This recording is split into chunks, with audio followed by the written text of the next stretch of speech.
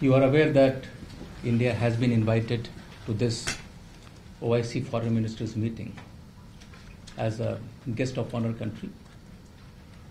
Earlier today, our External Affairs Minister has delivered the inaugural address at the plenary, and we have actually uploaded her statement on our website. I have with me the Secretary in the Minister of External Affairs, Secretary Economic Relations, Shri T.S. Tirumurthy, who will brief you all on our participation at the OIC. I also have with me our Ambassador to UAE, Shri Navdeep Suri, who will brief on some of the strands of the excellent bilateral relationship which we have with UAE. After the two briefings, we will open the floor to questions. Sir, the floor is yours.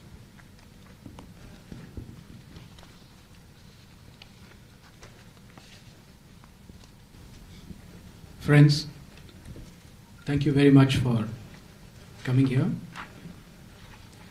Today was a historic day in our engagement with the Organization of Islamic Cooperation, OIC. On the 50th anniversary of the first ever meeting in 1969, India was invited as the guest of honor at the inaugural plenary of the 46th session of the Council of Foreign Ministers of OIC in Abu Dhabi. External Affairs Minister Srimati Sushma Swaraj delivered her address as the guest of honor in today's plenary earlier this morning and opened a new chapter in our engagement with OIC. As the official announcement by the United Arab Emirates mentioned, and also the chairman of the 46th session of the OIC, His Highness the Foreign Minister of UAE, had reiterated this morning, the invitation to India was extended in recognition of India's global political stature, as well as its time-honored and deep-rooted cultural and historical legacy, and its important Islamic component. It is in this spirit that we have come here. India has civilizational, multifaceted, and robust relationship with OIC member countries. Member states of the OIC, inter alia, serve as the primary source of our energy security, as home to more than 12 million strong Indian diaspora, as one of the largest trading partners of India, as source for our fertilizers and food security, as partners in securing our security interests, especially maritime security, and as important partners in fighting terrorism. These bilateral relations have expanded in the recent past in key areas, including defense, security, counterterrorism, intelligence sharing, trade and investment, space, capacity building, etc. You would have already listened to the address of the Honorable Minister of External Affairs this morning. In her address, the External Affairs Minister observed that 2019 is a very special year. Since OIC is celebrating its Golden Jubilee, UAE is celebrating 2019 as the year of tolerance, and India is celebrating 150th birth anniversary of Mahatma Gandhi. EAM also conveyed her deep appreciation for the sagacious leadership of the UAE for inviting India for the inaugural. It may be recalled that the highly successful visits of His Highness Sheikh Mohammed bin Zayed Al Nahyan, the Crown Prince of Abu Dhabi, to India in 2017 as the chief guest on our Republic Day, and the Prime Minister Shri Narendra Modi to Abu Dhabi in 2018, and more recently of His Royal Highness the Crown Prince of Saudi Arabia, Mohammed bin Salman bin Abdulaziz Al Saud, have cemented our ties bilaterally and with the region and beyond. External Affairs Minister underlined the steps taken by the government over the last 5 years or so to substantially enhance our relations with individual member states of OIC in all the regions. It is worth mentioning that more than US dollars 12 billion has been extended as lines of credit and nearly US dollars 4 billion as grant assistance to OIC member countries under our development partnership. In addition, India also offers around 4,500 high-tech slots and 2,000 educational scholarships annually to OIC countries, contributing to their capacity building in a very big way. The trade between India and OIC countries was around US dollars 230 billion, amounting to 30% of our total trade. In her address, EAM had called for states who provide shelter and funding to terrorists to dismantle the infrastructure of terrorist camps and stop providing shelter and funding to the terror organizations based in their country. She underlined that the fight against terrorism is not a confrontation against any religion. EAM's speech at the plenary was widely welcomed. She attended the luncheon banquet hosted by the Foreign Minister of UAE, His Highness Sheikh Abdullah bin Zayed. In the afternoon, EAM is having a series of bilateral meetings with her counterparts, including Bangladesh, Uzbekistan, Maldives, Gabon, Kyrgyz Republic, etc., subject, of course, to scheduling. EAM is also calling on His Highness Sheikh Abdullah bin Zayed Al Nahyan, Foreign Minister of the UAE, later this afternoon. In the evening, External Affairs Minister will be attending the reception hosted by the UAE side, where all the dignitaries are expected to be present before she heads back to India. Thank you. May I now request our ambassador to touch upon the expanding relations which we have with UAE. Well, as the Secretary said, the decision of the government of UAE to extend this very special invitation to India to be the guest of honor is really a reflection of the increasing depth in our bilateral relationship. We see it manifest in many different areas.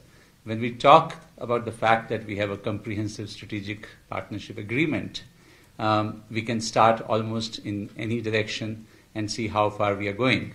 If we look at trade, the UAE is our third largest trading partner with a bilateral trade of about $53 billion.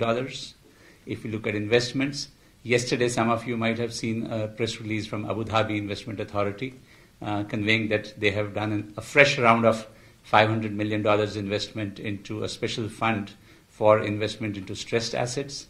This is in addition to the billions of dollars already invested in areas like housing and highways and infrastructure sectors and renewable energy and so on.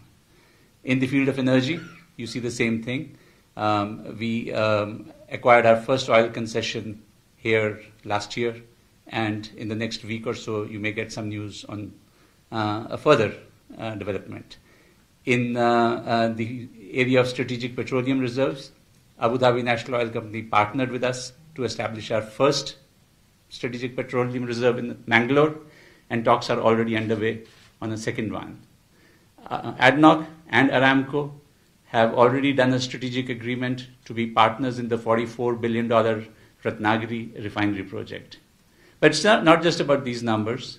When you came here on our Republic Day, the ADNOC building and 6 other landmark structures in Abu Dhabi were lit up in Indian flag colors. If you had been here on the 2nd of October, Burj Khalifa was lit up with Mahatma Gandhi. And I'm just saying that these are examples visually of the deep connect that we see between our countries. This is a relationship that both countries attach exceptional importance to at the highest level, and what we witnessed this morning is just one example of that relationship. Thank you. Thank you, sir. I open the floor to questions.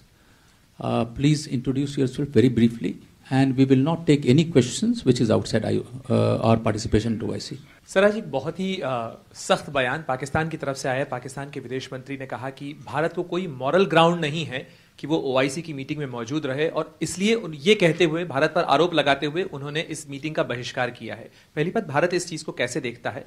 और मेरा दूसरा सवाल है कि wing commander अभिनंदन की रिहाई को लेके इस तरह की रिपोर्ट्स आ रही हैं कि उसमें UAE और सऊदी की भी भूमिका थी, तो क्या विदेश मंत्री ने इस बारे में जो सहयोग जिस तरीके से मिला है अंतर्राष्ट्रीय बिरादरी से, उस पर कोई उन्हें धन्यवाद दिया है अपनी मुलाकात में? See, I'm not going to get into the second question. I can only tell you that we have been invited here as the guest of honor. And you have heard what the chairman, His Highness the Foreign Minister of UAE, mentioned during the plenary. And it was in response to UAE's very generous invite, our very deep and our very close relations, and also their recognition of India's standing in the Committee of Nations, that we have come here to Abu Dhabi. So that is how we see this, and that is how we are participating in this particular conference. Pranay, we are not keeping an attendance sheet of people who are coming, foreign ministers who are coming or not coming. As Secretary R mentioned, that we are very grateful that we have been invited by UAE to participate, and we are very happy to participate at this OIC Foreign Ministers meeting. Geeta. That's what I'm saying. I think that we let us restrict ourselves to our participation, EM's participation at the OIC. Geeta? Geeta Mohan from India Today. Just wanted to know about the specific mention on terrorism and the issue and concerns that India wants addressed. This was a forum where External Affairs Minister Sushma Swaraj raised the issue and said that sponsors of terrorists and terrorism have to be contained. A message, without naming Pakistan, but a message to the Islamic world that they need to cooperate with India with regards to cross-border terrorism? See, I am not here to interpret or reinterpret EAM's speech. She has said what she has to say, and you have all listened to this. But let me also underline the fact that every one of them who spoke during the inaugural recognized the determination, or at least the importance of tackling this, with a certain resolve and determination. And I think they had absolutely no hesitation in saying that they have zero tolerance to terrorism. And it was underlined by all the speakers. Thank you, sir. We'll take two questions at a time. Yes, please. Second row. And then after that, you. Good evening, sir. This is Soumya from Magal. And with today's presence in the OIC, what do you think is the stand of India in the international dimensions? What is the stand of India in the international dimensions with the participation of EM in today's event? Thank you. We'll take one more, sir.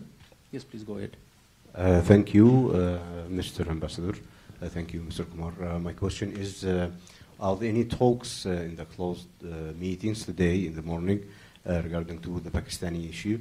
And do you think, my question this is for Mr. Kumar, do you think that to host India as a guest, honor guest in the meeting, do you think this is a good opportunity to find a solution, especially with Pakistan? Thank you. Thank you. Sir, I pass it on to you. Yeah, I'll react to the second question first. All I can say that the External Affairs Minister, in her discussions with her counterparts, she briefed them on some of the recent developments. And that's where I would like to leave this question, because I'm not getting into the other issue where Ravi specifically mentioned that we don't want to comment. And as far as your question is concerned, the very fact that we are here is an important statement, in the sense that not just because of the 185 million Muslims or more that we have in India, but apart from that, their contribution and the various other aspects which EM actually in a very great detail outlined in her own speech. And that is how we see the position of India. And this was also, in fact, echoed, as I mentioned just a few minutes earlier, by the announcement which they had made several days ago.